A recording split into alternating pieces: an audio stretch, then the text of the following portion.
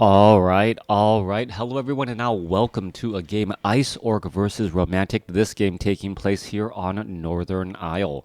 On the bottom left-hand side of the map, we see Ice Orc spawning as, well, the appropriately colored blue orc here at what I'll call the 8 o'clock position. Meanwhile, on the top right-hand side of the map, Romantic spawning under the name After All as he opens things up as the yellow human. A little bit too close to the action. Let's go ahead and back up there. A little too close, a little too close. There. Welcome to this game here on Northern Isle, as I am expecting an Archmage coming out from Romantic. Meanwhile, on the bottom left-hand side here, well, not quite sure what Proiron League is going to be placing down. Maybe perhaps a Blade Master or Farseer. Don't see a War Mill as of yet, so it looks like a Blade Master will be the go-to hero of choice. Now, Northern Isle was for a very long, nope, take it back, War Mill now being placed there, so we could see a transition Farseer into a single grunt into Headhunters. But pivoting back, Northern Isle for a long time was one of those go-to maps. Very popular in the professional map pool. Not well, for no other reason than it was a very solid map. Didn't really favor anyone. You had creep patterns, you had paths, and, well, with the introduction of additional quality maps, it felt like Northern Isle lost a bit of its luster. I think Northern Isle and Concealed Hill were my two favorite maps for quite some time. Now, over what 3 years later, since 4 years later, we are seeing more and more quality maps being made. So getting a little bit of a resurgence in WarCraft 3 until, well, I don't know. I don't know what exactly Stormgate has in store for us, but I know a lot of professional WarCraft 3 players are looking to this upcoming RTS by this new studio, Frost Giant. If you haven't heard of it, go ahead and definitely take a look. Definitely sign up for, I believe they're trying to do a closed alpha, so definitely things to look forward to in the realm of the real-time strategy space here in 2023. Spirit Wolves on the move out here. Farseer picks up Slippers of Agility, now backing away. Grunt's going to finish off this Huntsman as the Farseer wants to put in a bit of harassment. This last Ice Troll Priest will end up getting taken down, giving level 2 to the Archmage, and importantly, Brilliance Aura. That Brilliance Aura, well, allows that Archmage to, well, pop out or pump out more of those water elementals to, well, attack and defend, or as importantly, be able to absorb a large amount of hit points from those creeps. We don't see a tech on this scout tower as of yet. The expansion has not been started either, so not quite sure how he's using his time so far. The Arcane Tower should be upgrading on both sides. As you can see, the Spirit Wolf may be able to get in a couple of easy kills right there as well. Coming back across, Farseer does get a little bit more experience there. Water Elemental Footman still trying to cause a bit of problems, perhaps get some splash damage onto some of those units, get some lasting damage here as that Water Elemental, well, returns to the lake, or returns to the stream, so to speak, as both sides getting ready for this engagement. Archmage drops a new Water Elemental here. Footman trying to hide in the very far back. Militia now being called back over as this expansion location very heavily, very heavily forced by Romantic here, as the tech to tier 2, I gotta believe by Ice Orc, is already about halfway done. Yeah, halfway done on that tech to tier 2. And with that there, well, we may be looking at a hero, maybe even a tavern hero to follow up if you want to keep that pressure going. I know normally Shadowhunter or Tauren Chieftain is a strong follow-up hero, but if you want to perhaps try and go for Breath of Fire, perhaps get some damage and punish this expansion just a bit more before it gets up and operational, you could go for that higher risk, higher reward, faster return hero here, as the low hit point Militia now hiding in the back as well. Headhunter trying to finish off a Peasant, does find that target. More Militia being called back over. Are we going to get some damage onto that Headhunter, down to 35 hit points?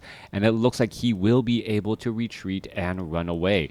8 hit points going to end up getting denied there as the Farseer of Ice Orc doing a great job while punishing this forced expansion. One arcane tower here, new spirit wolves. It looks as though this town hall will get completed here as the archmage is still suffering quite a bit of damage here again. Archmage may try to run around in circles. Grunts are looking to engage. And an interesting call by Ice Orc. He did go for that war mill, but it has really produced a larger number of grunts than headhunters, transitioning away from those low hit point headhunters, as we are looking at a Tauren Chieftain as that second hero, following up with double bestiaries. All right, perhaps trying to use a tech advantage with those bestiaries, perhaps try to even get some Wind Riders out while they can, well, put pressure if the Archmage is low on mana or only at level 2, unable to drop level 2 water elementals. That is going to be a big deterrent, as there's not going to be enough anti-air units. Water elemental getting dropped down there once more. Farseer, well, bringing in a bunch of healing salves, perhaps going to be ready to push on in again as the Archmage tries to get in some creeping on this Murloc creep camp. All right, double bestiary was scouted out by Romantic, so Romantic should know what's going on here. We are getting up a scout tower here. I don't see a guard tower anywhere, as we are looking at clarity potions and perhaps some healing salves. Grunts ready to dive on in. There goes a new water elemental once more. Grunt's trying to finish this off here. It looks as though, yes, we're going to see the death of a water elemental, but that was once again denied. Farseer now going after the Archmage. Archmage could be in some big trouble here. Scroll of speed on the Farseer. Farseer is going to be able to get the final shot off. Yes, it does. Chain lightning followed by auto attack from the Spirit Wolf, getting in that final bit of damage as the Farseer able to come across with that Tauren Chieftain as well. I was a bit surprised that the Farseer didn't gain that much experience, but it was really because it was out of range. The Tauren Chieftain grabbed some of that experience as well. Now, Tauren Chieftain doing this a little bit of a weird dance going back and forth, as we should be looking at, well, no, Raiders. All right, I thought we were perhaps going to go into Wind Riders. No, instead we are looking at Raiders to try and put in pressure. Shockwave, yes, lining things up and knocking them down. Tauren Chieftain playing a game of bowling against all of these militia peasants and footmen, and may be able to knock over a couple more once again. Tauren Chieftain now pretty much out of mana, not going to be able to do much here as the expansion is suffering quite a bit of damage. Raiders are coming back across here. Grunts coming back across as well, as the Farseer trying to engage. Tauren Chieftain, is he going to try and finish off any of these low hit point footmen? Another footman going to get taken down, perhaps one or two more as well. One more shot from the Farseer gets another footman down again, as we are looking at a couple of ensnares once more.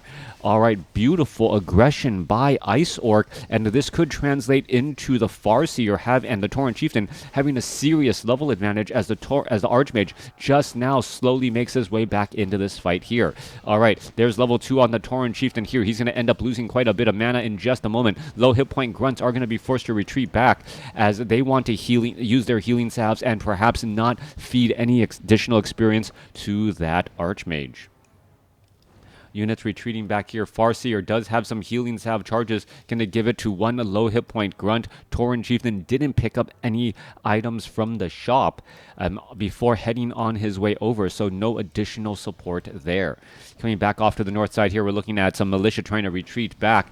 Meanwhile, the Expo is starting to build and give a bit of an economic advantage, as Romantic has now hit tier 2, and he's the one that goes for the Panda.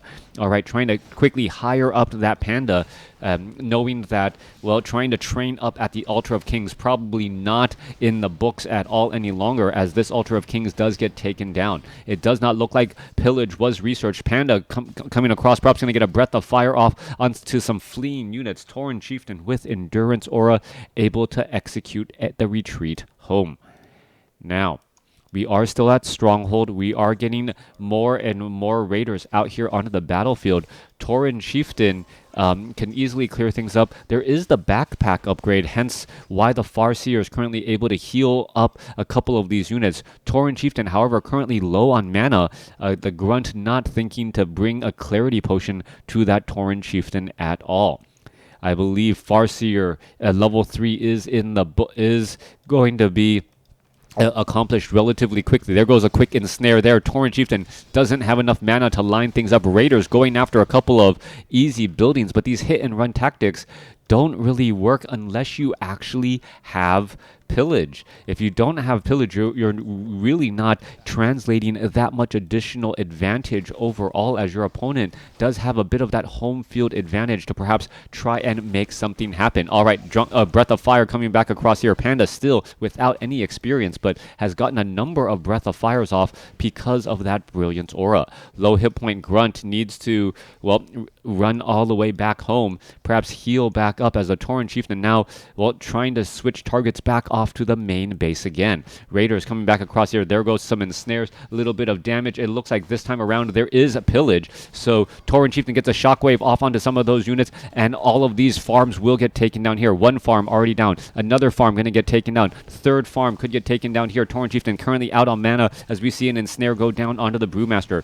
Brewmaster now swarmed around multiple targets as sorceresses are here, as the Archmage ends up using a Scroll of Town Portal. All right, Scroll of Town Portal right there. Farseer could try and land us, well, some sort of Chain Lightning or Shockwave. No, Chain Lightning could work, but it's only level 1 variety as the units are still trying to retreat back. Low hit point Grunts and Grunts are going to get taken down. There's some healing salve going right there. Are we going to see a Chain Lightning? There's a Water Elemental being placed down there as things are getting cleaned up. Damage is racking up quite quickly. Archmage down to 176 hit points. More damage getting added in. There's the Chain Lightning to finish things off, bouncing things down. Archmage falls at level 2.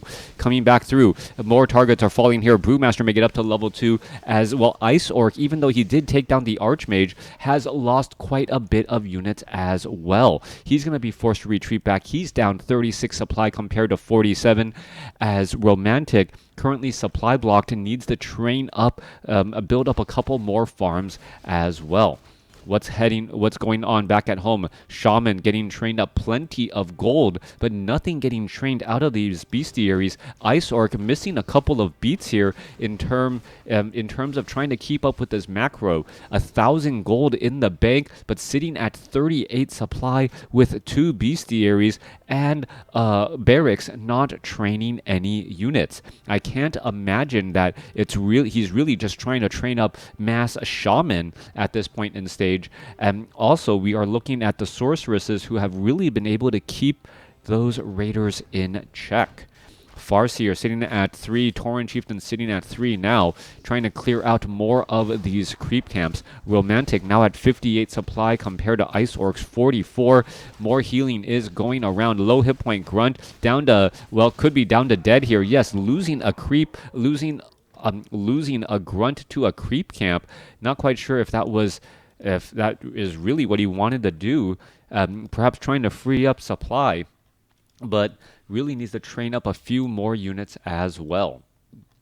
Tiny Great Hall now being placed down as the fortress is completed here. We're looking at a footman going to scout out this tiny Great Hall in position as the Farseer Tauren Chieftain with that hero level advantage is going to try and keep this human army at bay. If he can get this expo up and running, well, economic advantage is negated, and then instead we are looking at are we going to see a shockwave? Oh, Tauren Chieftain actually perhaps not expecting the Scroll of Town Portal to be in that position. Tauren Chieftain perhaps wanted to try and line up a good shockwave, ended up finding himself completely surrounded there, as the Tauren Chieftain could turn back around, perhaps try to line a shockwave onto those sorceresses and those other units. Are we going to see some slows be cast? No, we are not. Tauren Chieftain does have Claws of Attack +8, as we're looking at the Farseer Tauren Chieftain looking to perhaps get to level 2 for that very strong chain wave combination.